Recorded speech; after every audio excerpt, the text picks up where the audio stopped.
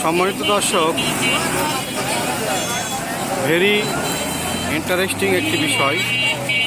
আমি আজকে অবস্থান করছি গাইবান্ধার তুলসীঘাট নামক স্থানে। তুলসীঘাট, এইটা তুলসীঘাটের একটা মেইন পয়েন্ট, চারমাথা মোড়।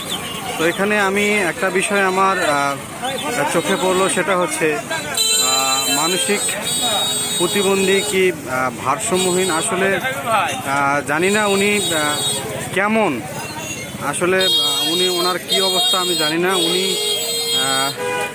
আপনারা একটা জিনিস দেখেন, এখানে অনেক গাড়ি, আমি গাড়িতে দেখাতে পারছি না।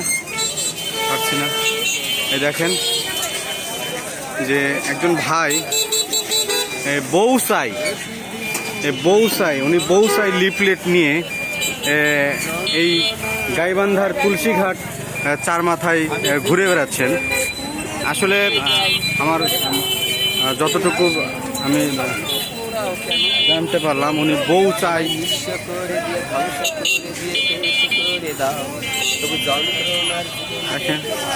আসলে বউ চাই লিফলেট নিয়ে ঘুরে বেড়াচ্ছেন।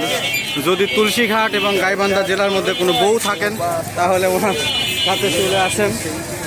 আর যারা গাইবান্ধার ঘটক আছেন তাদের বলবো যে ওনার একটা বউ খুঁজে দেওয়ার জন্য, উনি বউ চাই। আচ্ছা, আপনার সাথে একটু কথা বলি। আপনার নাম কি? জাহিদুল। আপনার বাড়ি কোথায়? বাড়ি তুলসীঘাটি বলা যায়, রহস্যবাগ। তুলসীঘাটি। আপনার বাবার নাম কি?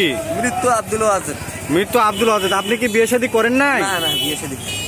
তাহলে আপনি এখন কি বউ চাই, এই বুদ্ধি আপনাকে কে দিয়েছে? কে দিবে? আমার বইয়ের প্রয়োজন, এটা বুদ্ধি দেওয়া। আপনার বইয়ের প্রয়োজন? আপনার বইয়ের প্রয়োজন, আপনি তো এইভাবে কেন বউ খুঁজতেছেন? আপনি তো ঘটককে বললেই পারতেন। আমার মামা চাচা নাই বিধায় আমার সবাই মামা চাচা। আপনার মামা চাচা নাই বিধায় আপনার বউ নাই? না, আমার গার্জিয়ান বাবা মারা গেছে। দর্শক, ভেরি ইন্টারেস্টিং বিষয়। আজকে এই ব্যস্ততম গাইবান্ধার তুলসীঘাট চার মাথায় অবস্থান করতেছি। এখানে আপনারা একটা দেখেন, আসলে দেখতে পাচ্ছেন যে বউ চাই। ভাইয়ের নাম কি যেন বললেন? জাহিদুল ভাই। আমাদের গাইবান্ধার তুলসীঘাটের জাহিদুল ভাই বউ খুঁজতেছেন। গাইবান্ধা জেলার যত ঘটক আছেন আমি তাদের উদ্দেশ্যে বলছি, ভাই আপনারা ভাইকে একটা বউ খুঁজে দেন।